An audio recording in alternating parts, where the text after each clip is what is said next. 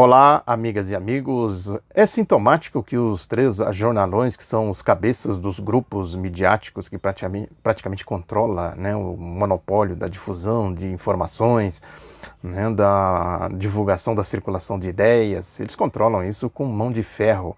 Né, os outros grupos que tem por aí, né, que acabam compondo este monopólio, simplesmente reproduzem, né, que é uma característica da mídia brasileira, não é de hoje, né, desde o seu processo de formação, né. Tem aí a obra clássica do Nelson Werneck Sodré, que ele fala da história da imprensa brasileira, e é exatamente isso, né, compõe um controle, né, um sistema de controle, né, de mediação ideológica, controle absoluto, né, não tem espaço para o debate, para as divergências. Quando muito aparece, né, uma opinião aqui, outra opinião ali, e isso serve tão somente para pretexto para que eles despejem toneladas de contra-informações, enfim, de manipulação política, né? E é exatamente um poderoso aparelho de controle ideológico, né? Isso, enfim, né, tem formulações aí mais aprofundadas sobre isso, a chamada guerra midiática, né? É um controle, né, quase que é um controle autoritário, né, sobre a circulação de ideias, de pensamento, etc. Né? Mas retomando, é sintomático que os três jornalões, o Globo, a Folha e o Estadão, né, trazem editoriais com críticas duras ao presidente Jair Bolsonaro. Né? Tem um pouco aí disso que podemos fazer uma adaptação, né, daquela tese do Mao Tse Tung, das contradições no seio do povo.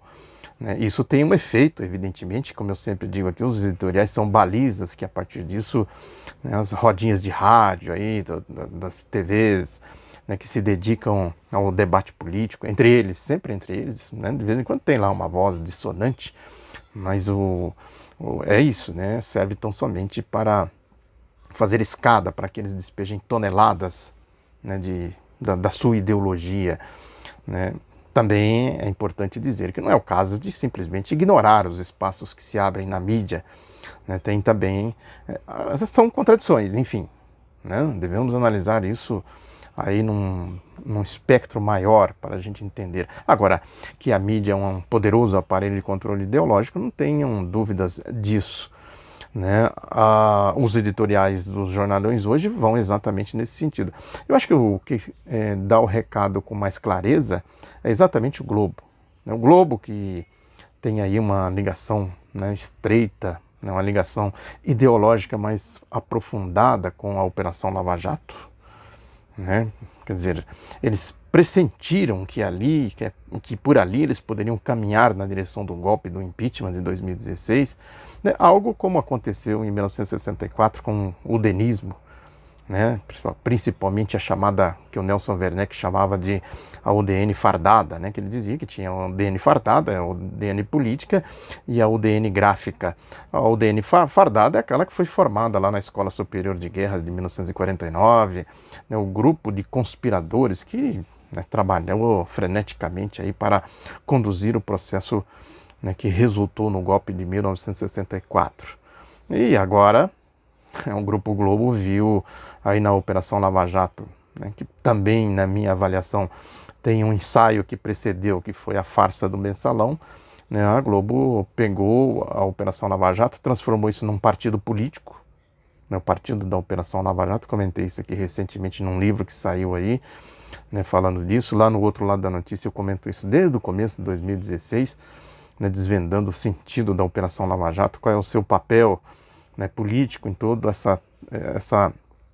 esse processo, né, em toda a transição da estabilidade, né, constitucional, do Estado democrático de direito e tal, para a instabilidade, né, que foi evoluindo.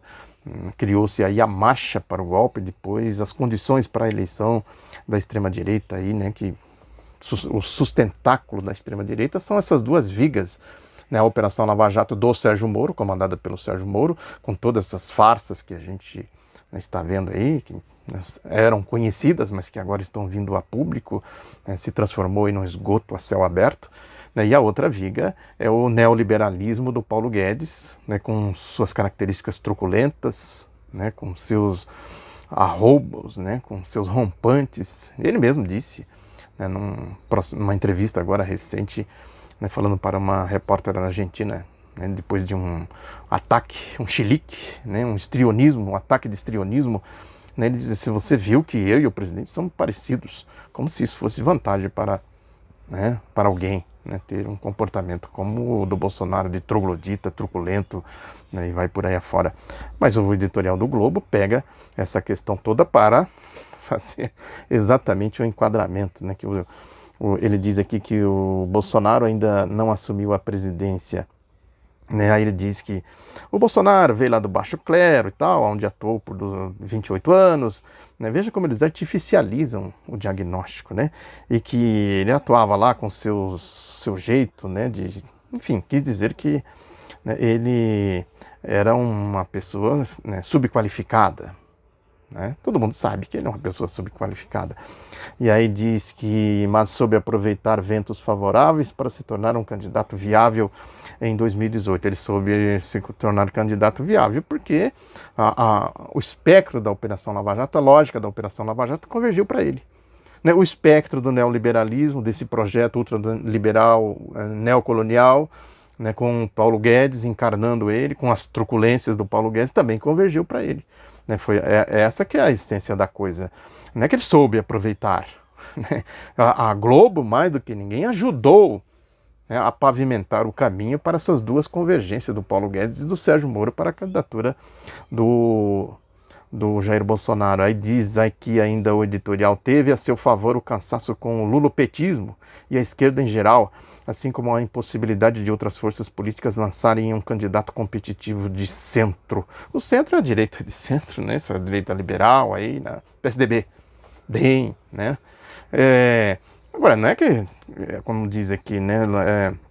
Assim como a impossibilidade de outras forças, a impossibilidade, porque a Globo liderando, o Grupo Globo, né, liderando aí o processo, junto com o monopólio midiático, né, liderando aí a campanha política, né, a favor da Lava Jato, né, a favor do projeto neoliberal, que é o programa do golpe, do impeachment de 2016, né, e apareceu, emergiu aí, né, juntando as duas vigas, né, podemos dizer assim, na construção desses dois processos, dessas duas vertentes, né, resultou aí na candidatura Bolsonaro. Nenhum outro candidato tinha, não é que não quis, né, não tinha possibilidade, né, porque o Bolsonaro é que saiu aí com os arrobos, né, somos todos Sérgio Moro, o espectro Bolsonaro, né, o bolsonarismo, somos todos Sérgio Moro, somos todos Paulo Guedes.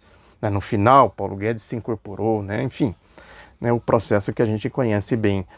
Aí ele diz aqui: outra sorte foi disputar o segundo turno com o representante do PT, Fernando Haddad.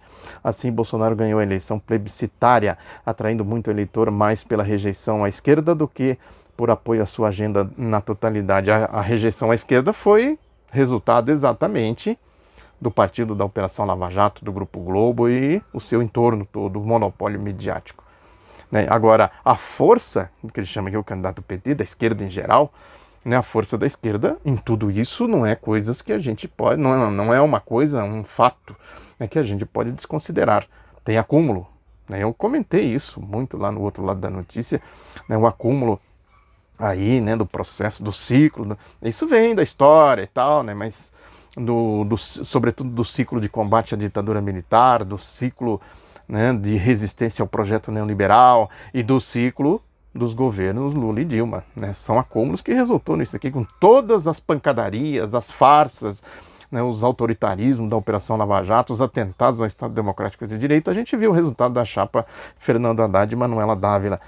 E aí o editorial termina aqui tá a chave da coisa, né? Termina dizendo que se houvesse assumido de fato a presidência, hoje Bolsonaro estaria preocupado com o fim do recesso do Congresso na semana que vem, quando será retomado o debate sobre a reforma da Previdência, para que seja votada em segundo turno na Câmara. Estes, sim, são assuntos que deveriam preocupar Bolsonaro, cujo futuro político não está sendo jogado nesta e nas demais reformas. Decide-se também a estabilidade do país. Vejam bem, o Bolsonaro pode, está dito aqui, o Bolsonaro pode fazer o que ele quiser, desde que ele cuide da reforma da Previdência, do projeto, né? Neoliberal, ultraliberal, é isso aí, né? O Estadão tem a mesma lógica, né, o mesmo sentido, que o editorial diz que o título A Política da Raiva, né, e na chamada já dá para ter a ideia do geral, que diz que Bolsonaro tenta usar sua autoridade de chefe de Estado para transformar em letra morta a base factual da história brasileira. Um governo que não respeita o passado não anuncia bom futuro, né, que aí depois vai tocando aí também na linha, né, no diapasão aí do editorial do Globo, quer dizer, o lulopetismo, essas coisas todas, né, que significa, eu sempre digo que isso é um epíteto, né, que por trás disso tem outras coisas muito mais, a manipulação ideológica. A Folha também dá o título no editorial, um título pesado, né, diz aqui, espiral de boçalidade.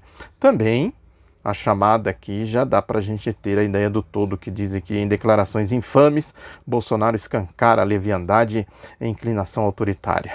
É isso aí, né?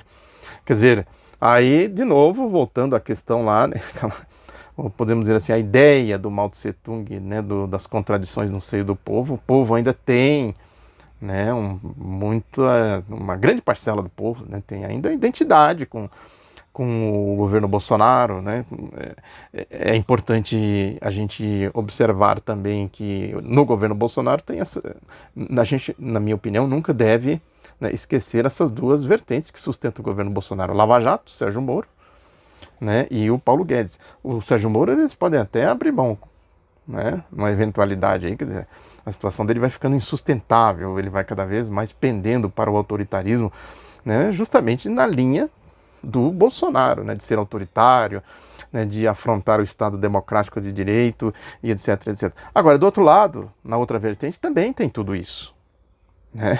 Quer dizer, afronta também o Estado democrático de direito, né, ao atacar a legislação trabalhista e tal. Aliás, tem um editorial no Portal Vermelho, vou deixar aqui também para vocês darem uma olhada, foi publicado agora há pouco, que fala exatamente isso. Quer dizer, ao atacar o trabalho, o Bolsonaro ataca os fundamentos da nação, da democracia, a liberdade de organização partidária dos trabalhadores, de organização sindical, né? E tem todo um conceito aí de desenvolvimento, de soberania, né, do país, enfim, de inclusão social, né, de inclusão de todo o conjunto dos brasileiros, né, sobretudo aí os trabalhadores, na dinâmica política do país e, consequentemente, na dinâmica social e econômica, né? O Sérgio Moro é a negação de tudo isso, né? E, consequentemente, o Bolsonaro também é a negação de tudo isso, né, ao atentar contra o Estado, contra a lógica de um Estado que defende a democracia, a soberania nacional, né? Agora, pela outra vertente, eles têm uma certa unidade, aí que entra, né, a leitura que precisa ser feita, né? Qual é, neste momento, a bandeira que unifica, que junta mais forças, né? Sem dúvida, como dizem aqui os editoriais, é a defesa, né, da institucionalidade, né, da democracia e tal, né? E depois, evidentemente, dentro desta luta e para defender a democracia, entre as outras contradições, que é a outra vertente aí, né, que é a da economia, né, essa questão da economia representado aí pela política do ministro da Economia, o Paulo Guedes. Muito obrigado pela atenção, eu volto depois com outro assunto. Abraço a todas e a todos.